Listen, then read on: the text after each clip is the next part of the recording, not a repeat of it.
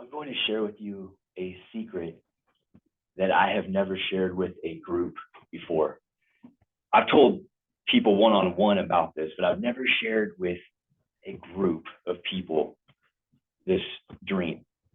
And the dream is when I was in junior high, I wanted to become a professional speaker. But I've had two areas of fear that have held me back from doing that ever since that dream was planted in my heart. The first one I'm still working on, and that is the fear of not being good enough, failure, and rejection, all of that kind of in that category.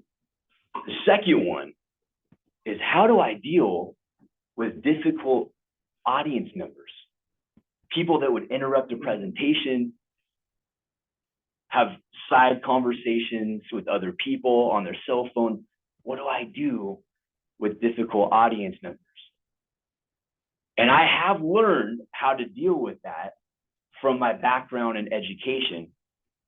And today I want to share with you 3 areas of lessons I've learned on how to deal with that fear.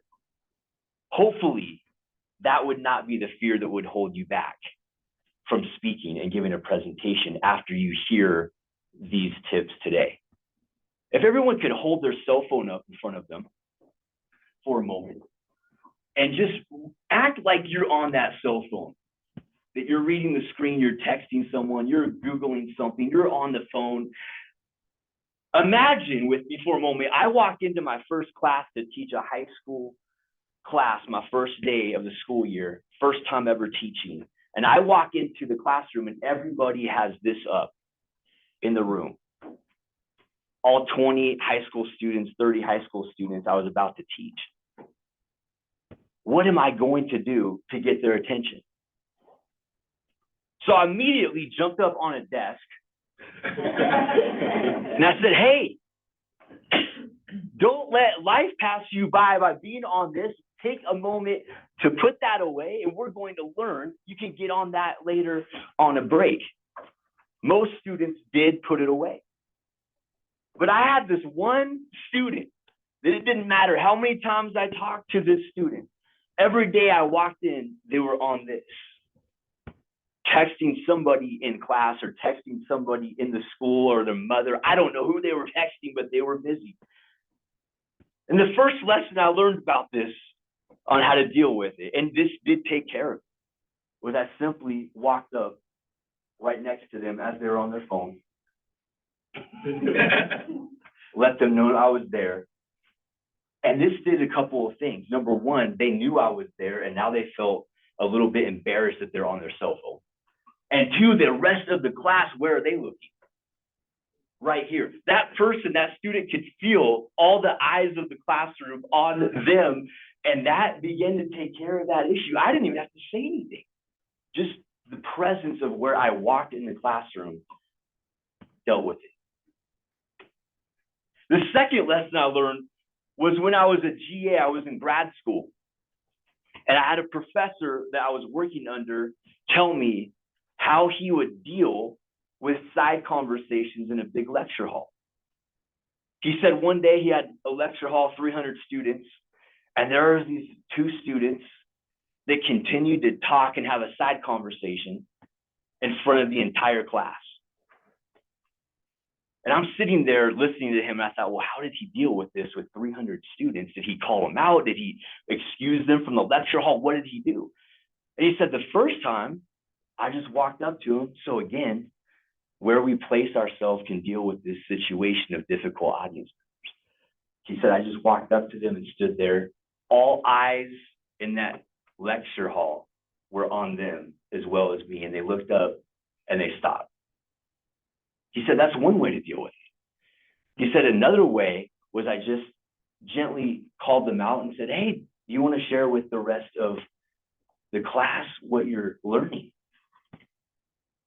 300 college students in this lecture hall, they didn't want to do that. And that stopped that conversation. I said, well, what would you do if they continued? And he said, I probably would have kicked them out of the lecture hall. That'd be embarrassing for them. They're in a college class. They're getting kicked out of a lecture hall. But he said, I didn't have to do that because just standing there or asking them about the conversation dealt with that problem. The third one, when you're giving a presentation, is what do you do with somebody who raises their hand in the middle of your presentation? You know you're in the middle of a really important point, and they raise their hand and they want to ask you a question. There's a couple of problems with that. One, you don't know what they're going to ask you. What if it derails the entire presentation? I'll give you an example. I had a student one time. I'm in the middle of a really good point. At least I thought it was. Student raises their hand, and I made the mistake of saying, yes, what is it? I thought they were asking something about the presentation. Can I use the restroom? Can't you hold it and just wait till I'm done? Now, adults may not ask that question if you're presenting to adults, but they might ask something that completely derails the presentation. What do? It's easy.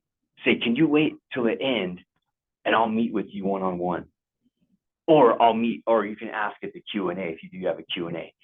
But simply acknowledging it and then letting them know I will answer that question later, that dealt with that for me as a teacher. And it was a lesson I learned of hold that question, come meet with me after class. And that took care of it. Next time that you're in a situation where you're presenting and you're worried about the audience interrupting or difficult audience members, remember these three areas that most of the time will help deal with that. Don't let the fear of difficult audience members take you out of presenting the way that it had for me. Mr. Toast.